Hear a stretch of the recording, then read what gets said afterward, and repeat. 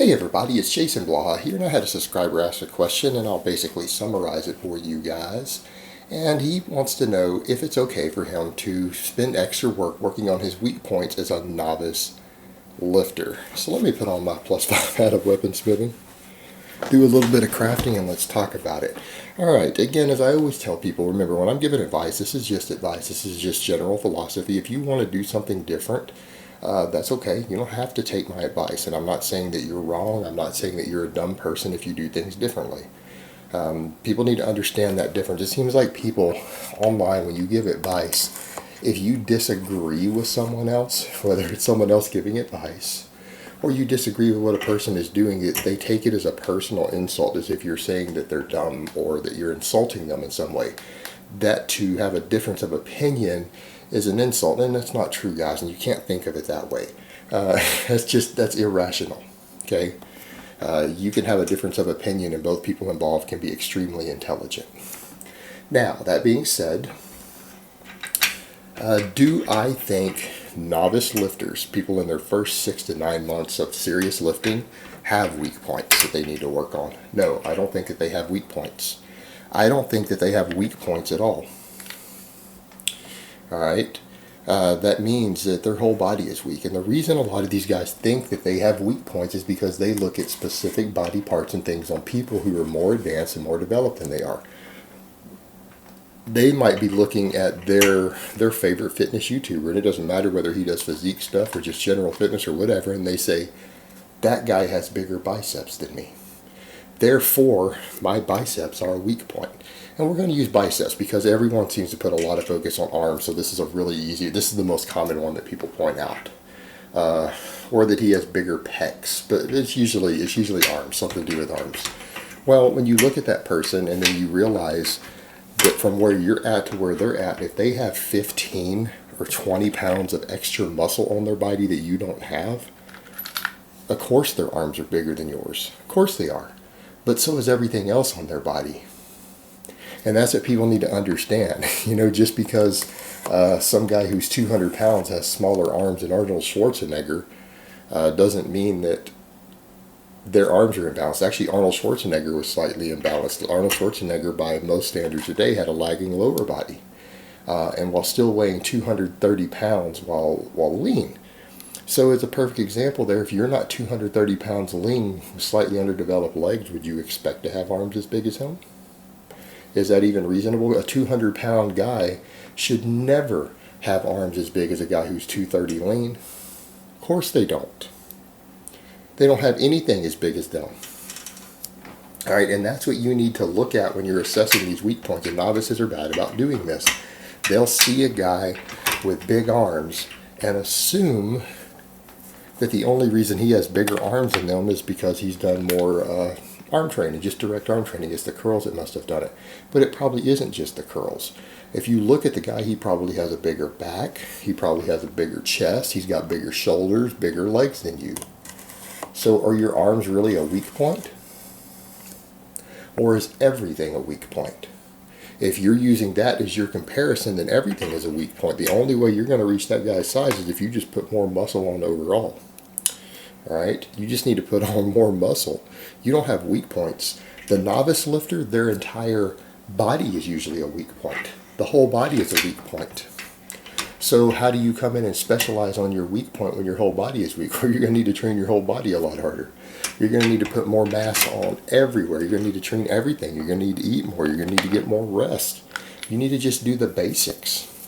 And I'm not saying that if you want to throw in some curls, that you're wrong. Okay, if you want to do some curls and doing some extra curls is going to make you happy, and it's not going to cause an overuse injury or make the tendons in your arms hurt, which will slow down your progression, then okay, if that'll make you happy, if that'll make you feel more productive in the gym and it'll keep you more motivated, then don't let me tell you not to do it. Because ultimately, motivation to train and to be consistent is what's going to put size on you. But keep in mind, you're doing that for fun. Those curls might not be doing that much for you. And I'm not saying curls don't work. So again, that's the other big thing that people bring out. What I'm saying is that your big compounds overall are going to do more for you. All right, if you honestly think that if you just did curls by themselves and that's all you did as an exercise, that your arms would be as big as a guy who does weighted chin-ups 3 times a week only, and that's all he does for his biceps. You're in for a sad mistake. You're in for a surprise. He's going to end up probably having bigger arms than you and a bigger back than you, because he's adding more overall muscle. And that's the thing that's been noted in general. Novices gain muscle sometimes without even direct work, and they gain muscle sometimes maximally without even directly isolating a muscle. It's because they have a whole body that's lagging. It's just like I've always pointed out to you guys in studies. We've seen studies at novice lifters, and the novices using this with less than 6 months of training. All right, that their arms grew faster from lat pull downs and bench presses than the other groups did from doing curls and tricep extensions. They actually gained more muscle mass in their arms from doing those. Why? Because there's overall extra load on it. Even when you do big compounds, you need to understand that in some parts of the lift, particularly things like the eccentric parts of the lift, you may be overloading that muscle that you would normally isolate more so with a compound than you're capable of with an isolation movement. And generally, it's people who are more advanced who probably get more out of isolation movements. Novices will grow from any stimulus. And in fact, the bigger the compound movement is, the more stimulus they get. I mean, but it is interesting, though, that even the lat pull down, which we think of the hand angle, is not really a particularly great bicep exercise. No one thinks of the lat pull down as building amazing biceps. No, I don't even think of it that way. But in studies on novices, the lat pull down added more muscle, slightly more muscle to the bicep than curls did. And when they took another group and they added curls to the lat pull down, it didn't really make a significant difference. So the novice, if they're coming and doing these things, they're basically doing them just for motivation, for fun. It's probably not adding that much, if anything, to it. But if it keeps them motivated, if it makes them feel like their arms are growing, then okay, they can do that. But novices need to understand they don't have weak points. They only perceive weak points because they're comparing individual parts of them to someone who's more developed. And like I said, you might actually find that in your proportions 3 months into training, you might think that your arms are lagging compared to this person who kind of has the ideal where you want to get, but it might be that your back is actually lagging more than your biceps compared to them, because you're not really honestly assessing it, because you're just stopping and looking at that one body part. But you need to remember, if you want to be as big as someone who's carrying 20 pounds more muscle than you, if you want arms or a chest or lats or whatever that are as big as someone who's carrying 20 pounds more muscle than you have, guess what? You're going to have to put on 20 pounds more muscle. All right, that's reality. And that is the interesting point we've noted. Novice lifters grow from everything.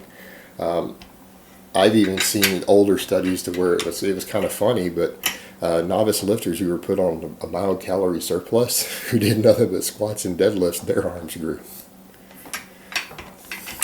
Again, because there is something to be said for a systematic training stimulus. And again, I'm not telling people that the squat or the deadlift are amazing arm exercise. No, the deadlift's pretty good for forearms because you're gripping a heavy weight. But the reality is that's just the truth of novices. Big, heavy compound movements put way more overall size on a novice lifter than isolation movements. Isolation work is kind of refinement work for people who are more advanced to bring up weak points, but you need to understand that sometimes comes at the expense of training some of the bigger stuff. And what you're usually going to find when more advanced lifters, even whether it's a power lifter, sometimes even they're actually usually only isolating really small body parts that aren't going to significantly add much to their muscle mass, just to bring up a little weak link in a lift. Like you might see them doing extra tricep work to make their bench press better, but it's not going to add enough meat to put them up a weight class. So they'll tend to do that, but even then, that's even subject to debate as to whether that's a good idea in powerlifting. There's two different schools of thought there. And there's people who are successful champions on both extremes. But the thing that you've got to remember, most of you guys are not going to be competitive in anything. You're probably not going to go compete in powerlifting. You're probably not going to go compete in bodybuilding. And so it's not as important for you to take these things to the farthest extreme and really spend large amounts of time hammering away at weak points. You're probably going to get bigger and stronger and better overall if you just stick to the basics. But like I said, at the end of the day, if you feel like doing some curls is going to help keep you motivated, and maybe in your mind, and there's something to be said for self-programming here, guys. In your mind, if it's going to help make your arms bigger, then maybe you're just going to program your own mind to make your arms bigger because you're in the act of doing something about it, and maybe it's going to make you put in more work on some of your other big exercises. But I tell you the truth of the matter is, guys, arms, just like any other body part, is still about putting on overall size. It's actually pretty hard to develop big arms without developing a big chest and back to go with it. They usually tend to go hand in hand, other than for people who are just so genetically gifted with their torso thickness that their torso tends to overshadow their arms, which does happen. But for most guys, you're going to find they're going to grow in proportion. If you're sticking to a lot of big basic exercises and you're really putting in a lot of workload with those, you're going to grow reasonably proportionate. And what people do need to do, though, is stop using examples. And a lot of guys do this. They have a bad habit of using examples from the competitive bodybuilding world for what they think are proper proportions. And you need to remember, a lot of those proper proportions are coming from guys who are using site enhancement, a lot of fake muscle in there. So just a point of contention there, using a lot of those guys as an example of what proportion is supposed to be. Well, that's what proportion is if you're injecting stuff directly into those smaller muscle groups to make them bigger. That's not proportion from lifting weights. And you do need to remember that too as a little side caveat when you look at some of these big size bodybuilders. Most of them are using side enhancement of some type. It's not just the curls that are making their arms bigger. But remember, guys, at the end of the day, novices need to remember they don't have weak points. Their entire body is a weak point. And if they work on their entire body and focus on getting bigger overall, getting enough food, getting enough sleep, getting enough full body training in, everything works, every muscle through the body, training everything, then their perceived weak points are going to come up on their own over time. Alright guys, but that's really all I have to say on that today. I hope it's been informative, and I will talk to you guys next time.